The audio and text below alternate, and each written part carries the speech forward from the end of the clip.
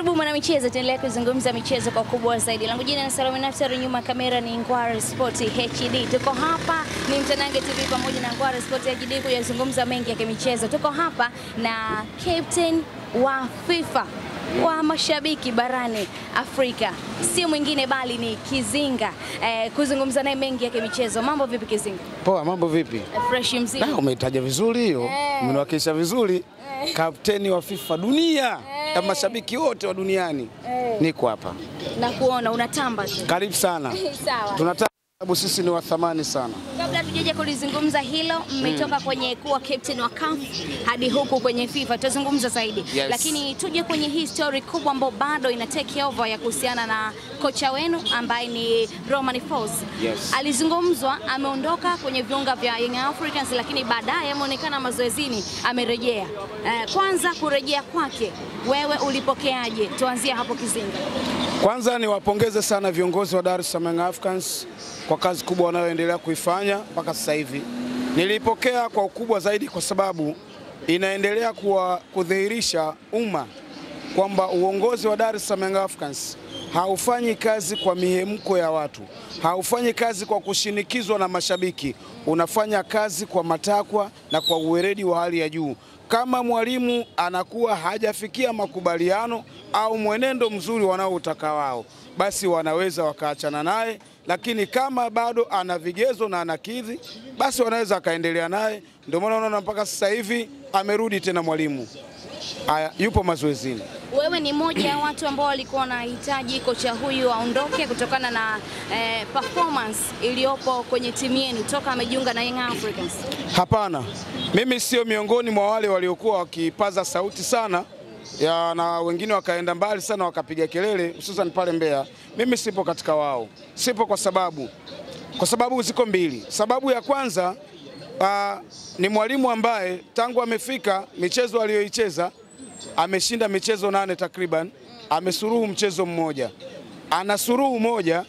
Kwa hiyo kwangu mimi, kwa matakwa yangu mimi, siwezi kumuondoa kwa sababu hajapoteza, hajafanya vibaya. Sababu mtu yoyote anafungwa na mtu yoyote anafanyaje? Anasuruhu. Kwa hiyo kama kutakuwa kuna sababu zingine, hizo ni viongozi kama wakiamua kufanya maamuzi ni wao. Lakini kwangu mimi, kwa macho ya nyama, macho ya mpira, naona kwamba kazi yake ni mzuri, ni kazi ambayo hatujapoteza. Kama tungekuwa tumepoteza, hapo unaweza ukasema sasa hapa hata mimi naungana na wengi au wale wachache kwa ajili ya kusema kwamba aondoke. Kwangu mimi chuma kiko uwanjani kinaendelea na kazi. Kinacholalamikiwa ni aina ya performance, sio ushindi tu kwamba ameshinda.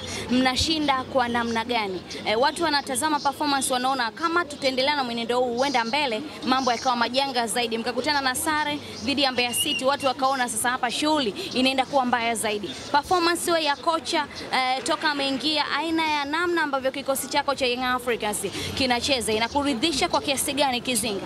Kwanza waliokuwa wengi na nataka nizungumze nao kwenye engo tofauti tofauti. Engo ya kwanza ni yale, yani ni vile ambavyo walikuwa wamezoea. Ni mazoea kwa sababu kuna wengine wako sawa kwa sababu ni mapenzi ujue na mazoea.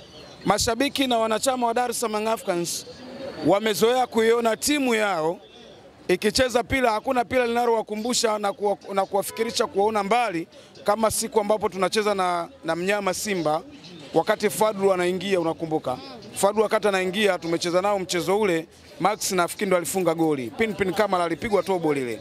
Zilipigwa pasi takriban 28 29 hivi mpaka kuja kupata lile goli ambapo Simba alikuwa hajagusa mpira hata mara moja. Gusa achia zilikuwa nyingi zile, inagongwa hapa napelekwa kwa Boka, napelekwa huku, kawekewa Maxi pale akaja akafunga goli. Nafikiri wana Yanga wengi wanakumbuka soka lile pale. Ndio maana walio wengi wanakwenda mbali na kusema kwamba tunakoelekea hatuchezi soka kama lile tulilolizoea sisi. Ni kwamba kuna mifumo tofauti. Sawa, kila timu ina falsafa zake. Dar es Salaam Young Africans falsafa zetu ni za kugusa achia twende kwao, yani ule mpira wa faster, si ndio?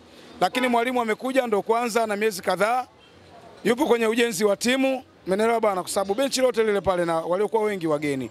Wapo wanaingiza sumu zao, wanaingiza mifumo yao kwa wachezaji. Lakini kama kutakuwa kuna vitu haviko sawa, viongozi wanajua. Kama kuna namna ya kuweza kuwapa muda, basi viongozi wanajua, kwa sababu waliomleta wanajua aina ya soka ambalo wanafundisha yeye vizuri zaidi na zaidi. Pengine kuna kitu watakuwa wamekiona hakiko sawa. Kwa hiyo katika hilo mimi nawatakia kila la heri kuhakikisha kwamba wanafanikisha mpango huo viongozi wetu kama wako kwenye jambo hilo. Lakini kama hawapo kwenye huo mpango, wacha tuishi kwenye tetesi, basi Folz aendelee kufanya kazi yake mpaka pale ambapo kibarua chake kitakuwa kimeishia hapo.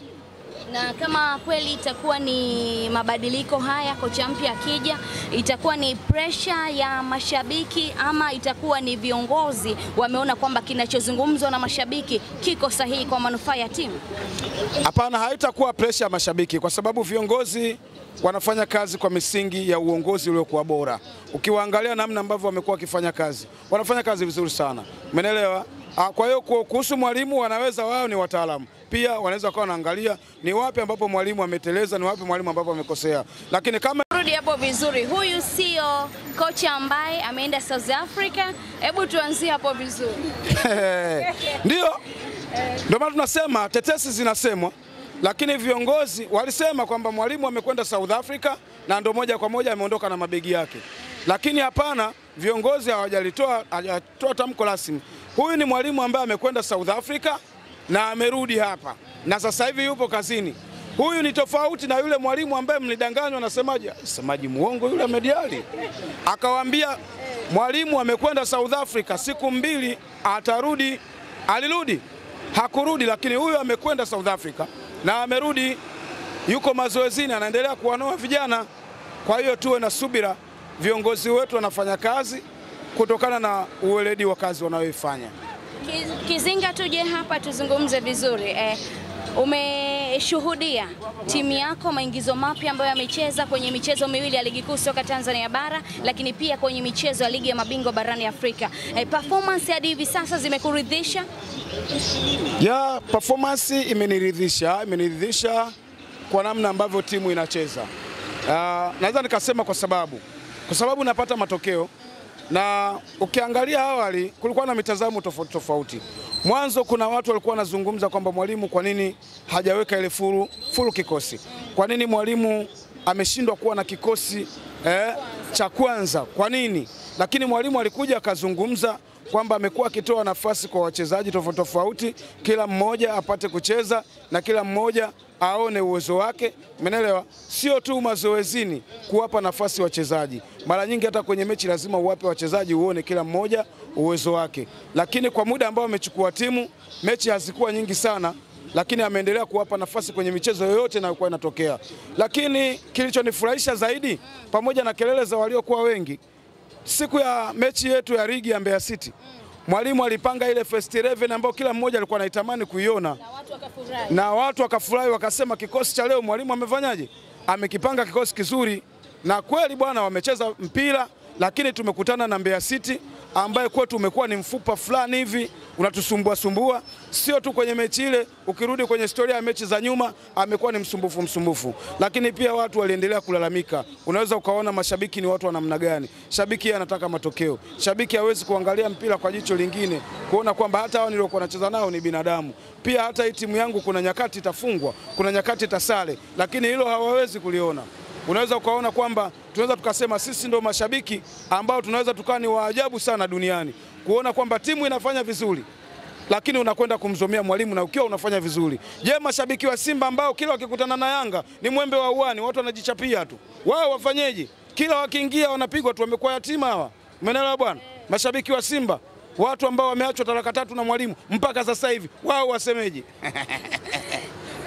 Kizinga, tutoke hapo twende vizuri. Hapo jana taarifa njema kwa upande wa rais wenu imeweza kutoka. Tulimshuhudia akipata cheo kikubwa kabisa akiwa kama mjumbe wa mashindano wa CAF, lakini sasa hivi ametoka hapo ameenda FIFA na kuwa mjumbe pia. Kwanza hii taarifa umeipokeaje na hii ina maana gani kwa upande wenu nyie mashabiki wa Young Africans?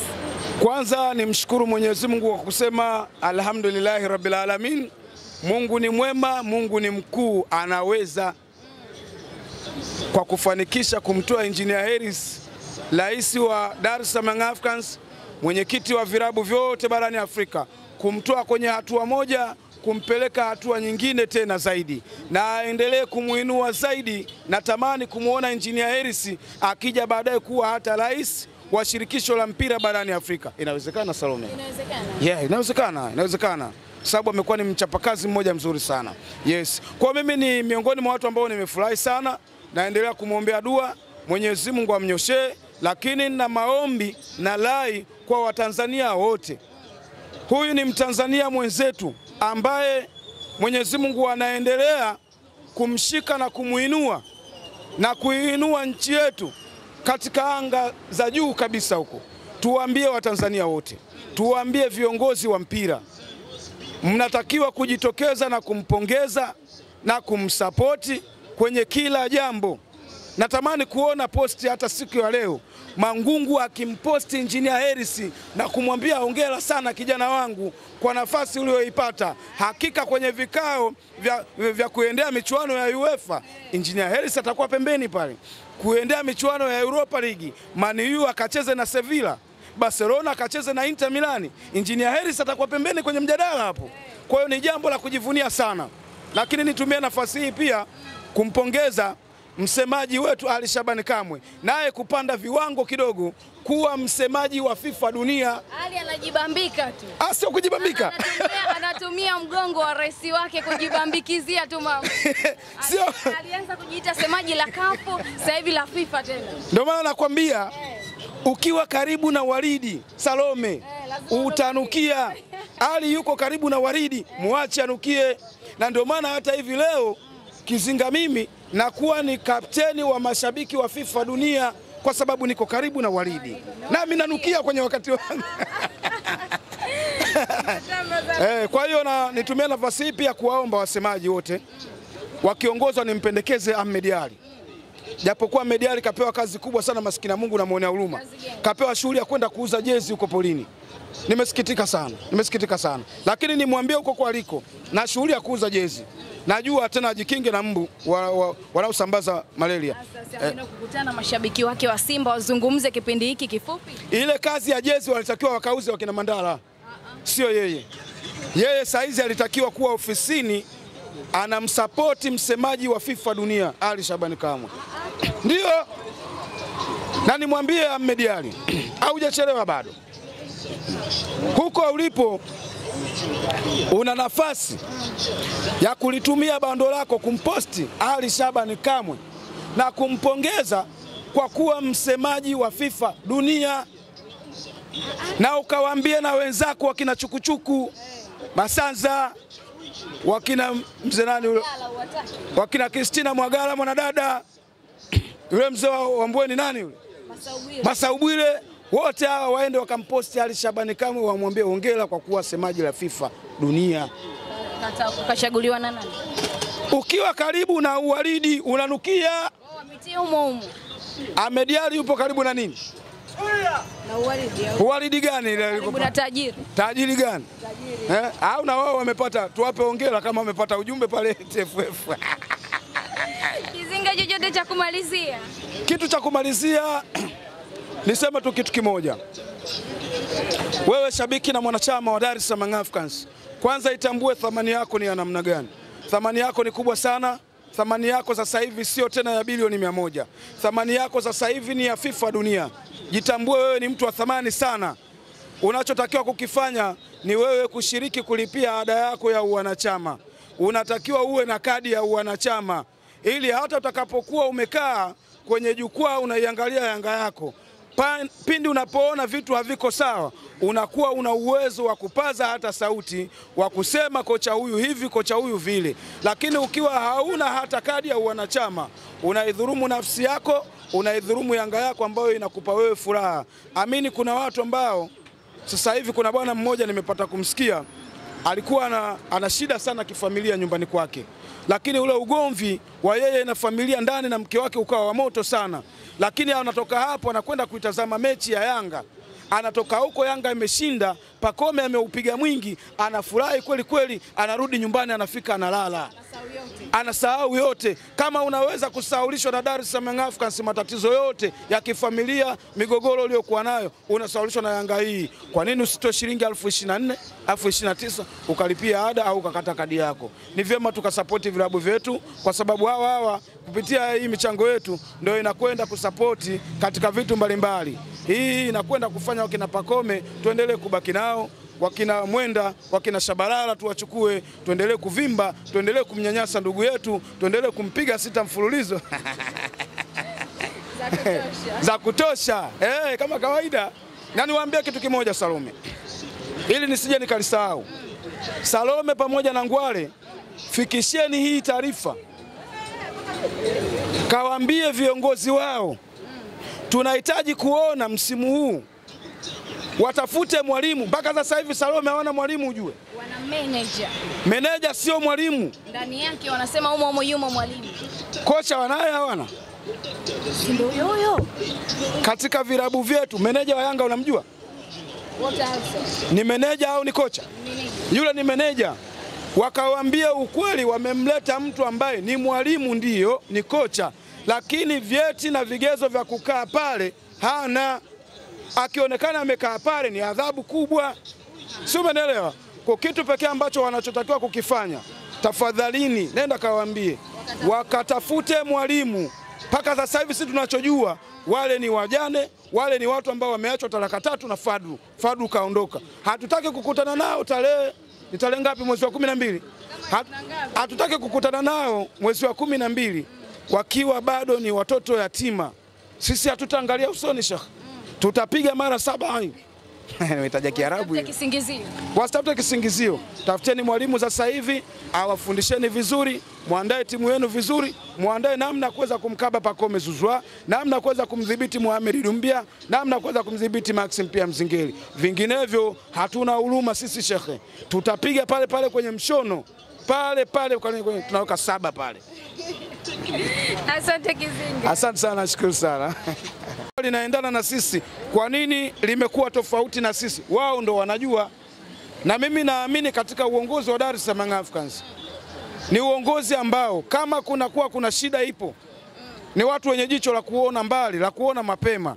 Kwa hiyo wanaweza kawa wameshaona, kama wameona kuna haja ya kumuondoa, basi muda wote atatangazwa mwalimu au atatafutwa mwalimu mwingine wa kureplace pale. Lakini kama itaendelea kuona kwamba bado anafaa kuifundisha, kama unavyoona yupo mazoezini anafundisha, basi tuendelee kuvuta subira, huenda sasa hivi mambo yamekaa vizuri.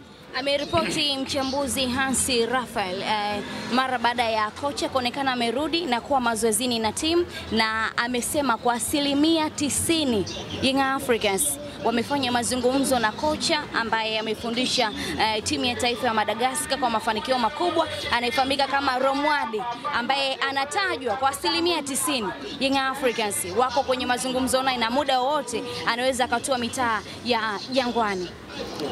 Kama kwa sababu tunasema ni tetesi, kama wapo kwenye mazungumzo itapendeza zaidi na itafaa, kwa sababu wapo kwenye njia ya ujenzi na kuimarisha timu yetu.